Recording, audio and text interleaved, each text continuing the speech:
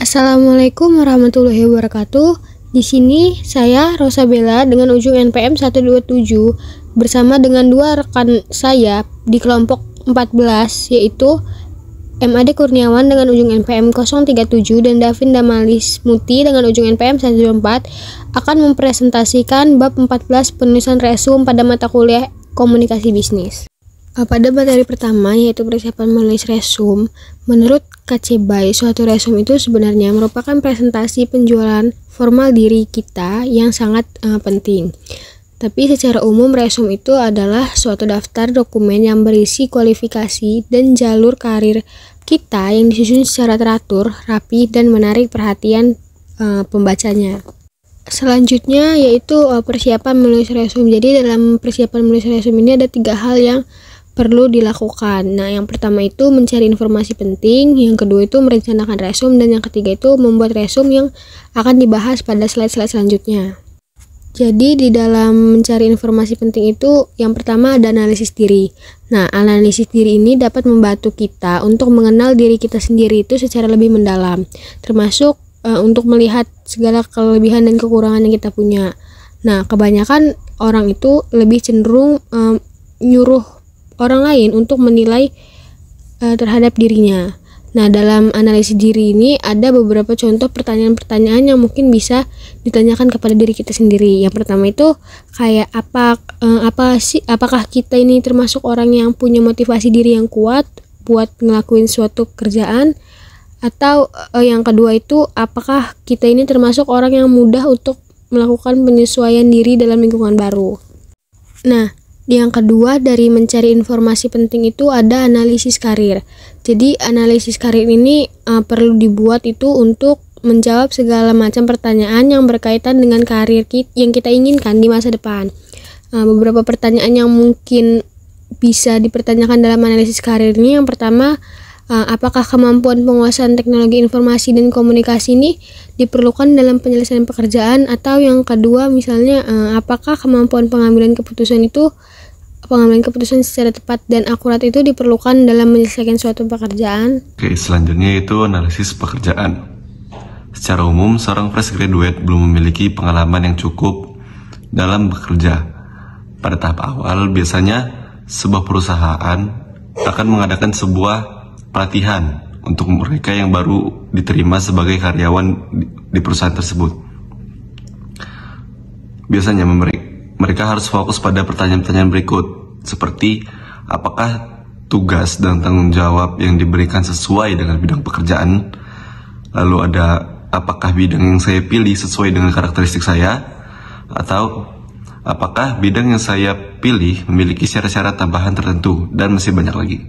Lalu selanjutnya adalah perancangan resume.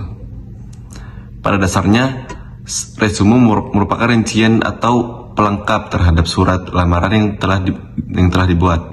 Dalam merencanakan resume, ada 3 hal yang perlu diperhatikan, yaitu pertama adalah tujuan karir, yang dimana kita harus memperhatikan dalam tujuan karir kita harus memperhatikan yang pertama adalah pilihan posisi, yang dimana kita harus melihat apakah pekerjaan ini sesuai dengan kualifikasi yang kita miliki. Lalu selanjutnya itu jangan memaksakan diri dengan posisi atau jabatan yang mungkin tidak kita sanggupi atau tidak sesuai dengan kualifikasi kita. Lalu yang terakhir itu perhatikan persaingan, yang dimana beberapa jabatan atau posisi itu memiliki persaingan yang sangat ketat. Lalu hal yang harus diperhatikan dalam perencanaan resume yaitu informasi pribadi. Dalam informasi pribadi, kita harus mencantumkan data pribadi yang relevan seperti nama, tempat dan tanggal lahir, jenis kelamin, serta informasi tambahan sesuai dengan jenis pekerjaan yang kita lamar. Lalu yang terakhir adalah referensi. Dalam referensi sebaiknya diberikan oleh orang yang memiliki pengetahuan objektif tentang diri kita, seperti dosen atau manajer tempat Anda bekerja sebelumnya. Lalu pemberi referensi perlu mencantumkan identitas lengkap seperti nama, alamat, nomor telepon, dan email untuk mempermudah verifikasi. Lalu selanjutnya yaitu pembuatan resume.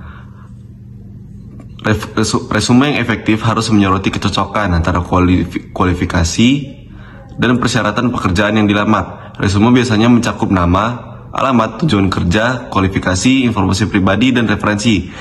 Bagian tujuan kerja harus jelas mengenai posisi yang diinginkan, sementara informasi pribadi mencakup pendidikan, keterampilan, penghargaan, dan keanggotaan asosiasi yang relevan. Hanya sertakan informasi yang mendukung pekerjaan yang dilamar. Referensi dapat disiapkan jika diminta perusahaan, namun tidak selalu diwajibkan. Lalu selanjutnya itu pengorganisasian resume. Dalam pengorganisasian resume terdapat 3 jenis resume berdasarkan cara pengorganisasiannya. Yang pertama yaitu resume kronologis, yang dimana di sini mengurutkan informasi berdasarkan waktu, dimulai dari yang terbaru dan umumnya mencantumkan pendidikan dan pengalaman kerja. Lalu resume fungsional lebih menekankan pada kemampuan dan fungsi-fungsi yang dapat dilaksanakan dalam perusahaan. Lalu yang terakhir yaitu resume kombinasi, yang dimana resume kombinasi ini merupakan gabungan antara resume kronologis dan fungsional. Resume kombinasi ini juga memberikan gambaran lengkap tentang latar belakang pelamar, yang dimana bisa memastikan bahwa persyaratan pendidikan dan pengalaman terpenuhi, serta menyoroti keterampilan yang dibutuhkan oleh perusahaan. Selanjutnya kita masuk ke pembahasan jenis-jenis resume. Jadi, resume sendiri memiliki 3 jenis resume. Yang pertama adalah resume kronologis, yang kedua adalah resume fungsional, dan yang ketiga adalah resume kombinasi. Penjelasan resume kronologis adalah jenis resume yang paling tradisional dan paling sering digunakan. Dalam resume ini, pengalaman kerja disusun mulai dari yang paling baru ke paling lama. Fitur ini sangat cocok untuk mereka yang memiliki jejak karir yang konsisten dan linear, serta ingin menunjukkan perkembangan karir yang jelas. Keunggulan resume kronologis adalah memudahkan pembaca seperti yang mewawancarai untuk melihat progresivitas pekerjaan seseorang dengan cepat dan mudah. Namun, resume jenis ini kurang menguntungkan bagi mereka yang memiliki celah dalam riwayat pekerjaan. Masuk ke pembahasan selanjutnya, yaitu adalah resume fungsional. Resume fungsional fokus pada keterampilan dan kemampuan profesional dibandingkan dengan urutan kronologis pekerjaan. Jenis resume ini sangat berguna bagi mereka yang sedang melakukan transisi karir, baru mulai karir, atau memiliki celah dalam riwayat pekerjaan. Dalam resume fungsional, kandidat menonjolkan keahlian-keahlian utama mereka, kompetensi spesifik, dan juga prestasi-prestasi penting tanpa perlu menekankan urutan waktu pekerjaan. Hal ini memungkinkan fokus pembaca pada kualifikasi dan kemampuan yang dimiliki, bukan pada riwayat pekerjaan yang mungkin tidak linear. Selanjutnya ke jenis resume terakhir, yaitu resume kombinasi. Jadi, resume kombinasi merupakan resume yang menggabungkan elemen-elemen terbaik dari resume kronologis dan juga fungsional. Dalam jenis resume ini, kandidat menampilkan keterampilan dan juga kompetensi di bagian awal, kemudian diikuti dengan riwayat pekerjaan yang disusun secara kronologis. Pendekatan ini memberikan keseimbangan antara menunjukkan kemampuan profesional dan memberikan konteks kronologis pengalaman kerja. Resume kombinasi sangat cocok untuk profesional yang memiliki berbagai keterampilan yang ingin ditonjolkan, atau mereka yang melakukan transisi pekerjaan namun ingin tetap menampilkan riwayat pekerjaan mereka dengan jelas. Keunggulan utama resume kombinasi adalah fleksibilitasnya dan juga dapat menyelesaikan presentasi kualifikasi sesuai dengan kebutuhan spesifik kandidat dan posisi yang dilamar. Selanjutnya adalah masalah-masalah dalam penulisan resume. Jadi, beberapa masalah yang muncul berkaitan dengan pembuatan resume yaitu antara lain adalah yang pertama, resume dibuat terlalu panjang sehingga berkesan tidak tegas dan kemungkinan besar memasukkan data yang tidak relevan sehingga tidak akan mencapai sasaran. Yang kedua, resume yang ditulis terlalu singkat sehingga tidak memberikan informasi atau data yang cukup bagi pembaca untuk melakukan penelaahan lebih dalam. Yang ketiga, format tulisan resume kurang baik. ini tidak konsisten, kurang memperhatikan tanda baca dan situsnya, sehingga isi resume sulit dimengerti. Selanjutnya, yang keempat itu adalah terlalu banyak menggunakan kalimat yang bersifat kompleks. Alangkah baiknya kalau kalimat yang digunakan bersifat sederhana atau simpel, sehingga menggunakan pembaca dalam memahami resume tersebut. Selanjutnya adalah resume mengandung banyak kesalahan ketik atau tulis atau typo, dan yang lebih fatal lagi kesalahan penyusunan kalimat. Selanjutnya, kesalahan yang terdapat dalam pesan resume adalah pelamar tidak dapat menunjukkan secara tegas dalam resume tujuan pekerjaan yang dikehendaki, posisi, dan juga bidang pekerjaan apa yang diminati si pelamar. Selanjutnya adalah pelamar menunjukkan keyakinan yang berlebihan atau overconfidence, sehingga mungkin pembaca akan ragu-ragu terhadap resume yang dibuat.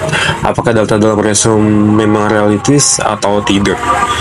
Selanjutnya yang terakhir itu adalah ada pelamar yang tidak jujur saat mencantumkan data dalam resume. Sebagai contoh, ia menyatakan mampu mengaplikasikan berbagai program komputer, tapi setelah diuji, ternyata hasilnya sangat mengecewakan yang tidak sesuai dengan apa yang ditulis dalam resume. Mungkin cukup sekian yang dapat kelompok kami sampaikan. Kurang lebihnya kami mohon maaf, dan kami ucapkan terima kasih karena telah menyimak video kami dari awal hingga akhir. Kami akhiri, wassalamualaikum warahmatullahi wabarakatuh.